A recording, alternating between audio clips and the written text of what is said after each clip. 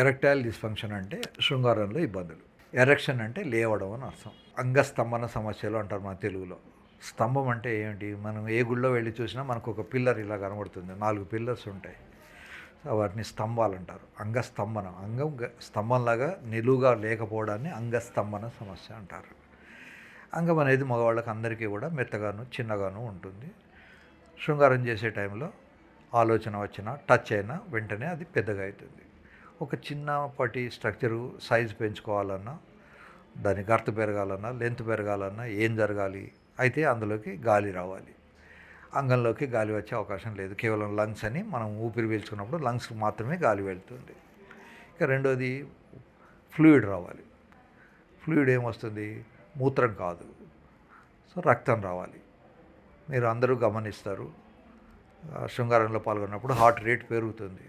Heart rate పెరిగి ఎక్కువ రక్తాన్ని అక్కడికి పంపిస్తుంది. కనుక ఒక ద్రవం రక్తం రావడం వల్ల గట్టిపడుతుంది.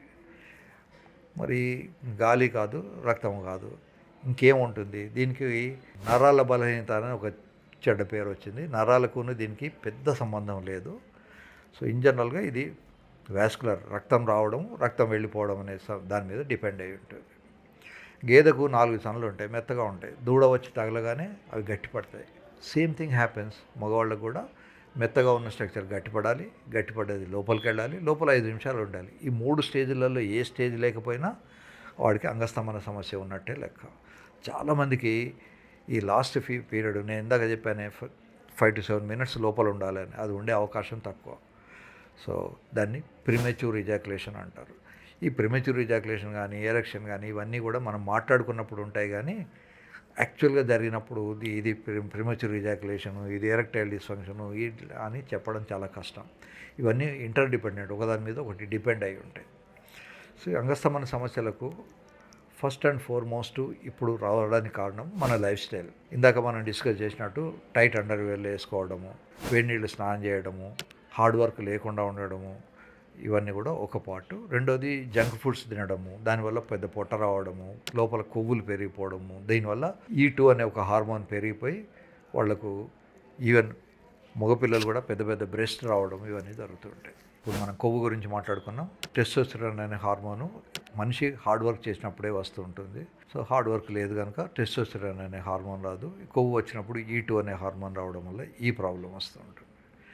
ఈ హార్మోన్సే కాకుండా మన వాళ్ళకి ఈ మధ్యకాలంలో షుగర్ అనేది చాలా ఫ్రీక్వెంట్గా అయింది. ఈ మధ్యకాలంలో నేను నా పేషెంట్తో జోకులర్గా అంటుంటాను, సార్ బీపీ షుగరు 2 ఉన్నాయి అంటే, అయ్యా నువ్వు విష్ణుమూర్తితో సమానం, శంఖం చక్రం 2 ఉన్నాయి, ఒకవైపు బీపీ ఇంకోవైపు షుగరు. ఈ బీపీ షుగర్ల వల్ల కూడా రక్తనాళాలు డ్యామేజ్ అయిపోయి సరిపోయినంత రక్తం అందదు. ఇంకా విచిత్రమైన ఒక కండిషన్ ఏంటంటే, ఈ మధ్య కోవిడ్ వచ్చిన తర్వాత, కోవిడ్ రాకముందు 70 ఏళ్ళకు వచ్చే హార్ట్ అటాక్ 15 సంవత్సరాలు కూడా వస్తుంది. 20 సంవత్సరాలు 15 సంవత్సరాల పిల్లలు పెళ్ళిళ్ళలో డ్యాన్స్ చేస్తూ చనిపోతున్నారు. అక్కడ హార్ట్కి వచ్చే రక్తనాళాలు సరిగా రాక కోవిడ్ వల్ల వాళ్ళకి వస్తుంది. అదే అంగానికి వచ్చే రక్తనాళాలు డ్యామేజ్ అయినప్పుడు ఈ అంగస్తంభన సమస్యలు వస్తుంటాయి, ఈడీ అంటారు. సో కోవిడ్ వల్ల కానీ షుగర్ వల్ల కానీ ఇవన్నీ వస్తుంటాయి. షుగర్ అనేది విచిత్రమైన వ్యాధి. షుగరు చాలామంది నాకు పేషెంట్లు అంటారు, సార్ నేను చాలా కంట్రోల్లో ఉంచుకుంటున్నాను, మరి నాకు ఈ ప్రాబ్లం ఎందుకు వచ్చింది అని. కంట్రోల్లో ఉండగా కూడా వస్తూ ఉంటుంది. నిజానికి డయాబెటిక్ పేషెంట్, షుగర్ ఉన్న పేషెంట్ ఎవరికన్నా రక్తాన్ని డొనేట్ చేస్తే తీసుకున్న వ్యక్తికి షుగర్ రాదు, డయాబెటీస్ రాదు. కానీ అదే హెచ్ఐవియో తర్వాత ఏ జాండీసో ఉన్న వ్యక్తి కనుక తన రక్తాన్ని డొనేట్ చేస్తే తీసుకున్న వ్యక్తికి ఆ వ్యాధి వస్తుంది. మరి షుగర్ వ్యాధి ఎక్కడుంది? రక్తంలో లేదు, రక్తం సరఫరా చేసే గొట్టాలలో ఉంటుంది. దాన్ని మేము మెడికల్ భాషలో జనరలైజ్డ్ వాస్కులైటిస్ అంటాం. జనరలైజ్డ్ అంటే మొత్తం శరీరం అంతా ఎక్కడైనా రావచ్చు. అది కంటికి వెళ్ళే రక్తనాళాలు డ్యామేజ్ అయిపోతే డయాబెటిక్ రెటినోపతి అంటాం. అలాగే కిడ్నీలకు వెళ్ళే రక్తనాళాలు డ్యామేజ్ అయినప్పుడు మనం డయాబెటిక్ నెఫ్రోపతి అంటాం. అంగానికి వస్తే ఇరెక్టైల్ డిస్ఫంక్షన్ అంటాం. అరికాళ్ళల్లో మంటలు వస్తుంటే డయాబెటిక్ న్యూరోపతి అంటాం. ఇలా రకరకాల పేర్లు మారిన డయాబెటీస్ వల్ల ఒక 100 వ్యాధులు ఉన్నట్టు శరీరానికి. సో ఈ మధ్యకాలంలో డయాబెటీస్ మనకు చాలా ఎక్కువైపోయింది. దీనికి జంక్ ఫుడ్స్ కారణము, తర్వాత రెడీమేడ్ ఫుడ్స్, ఇవన్నీ కూడా. కొంచెం రా ఫుడ్స్లో తొందరగా గ్లూకోజ్ రిలీజ్ కాదు. ఇప్పుడు వైట్ రైస్లో గ్లూకోజ్ సడన్గా రిలీజ్ అవుతుంటుంది, అదే మీరు బ్రౌన్ రైస్ తిన్నప్పుడు స్లోగా రిలీజ్ అవుతుంది. That is the difference. So brown rice తినడం కానీ, కొంచెం మొతక బియ్యం తినడం కానీ, రెగ్యులర్గా ఎక్సర్సైజ్ చేయడం కానీ, తర్వాత వేడి నీళ్ళు స్నానం చేయకుండా ఉండడము, హార్మోన్స్ చెక్ చేసుకోవడము, తర్వాత గేదెలకు ఇంజక్షన్లు ఇచ్చిన వాటి పాలు వాడుకోకుండా ఉండడము, ఇవన్నీ చేయడం వల్ల అంగస్తంభన సమస్యలు రాకుండా ఉండొచ్చు. ముఖ్యంగా మన చేతిలో ఉన్నదల్లా ఎక్సర్సైజ్ చేయడం, బరువు పెరగకుండా చూసుకోవడం.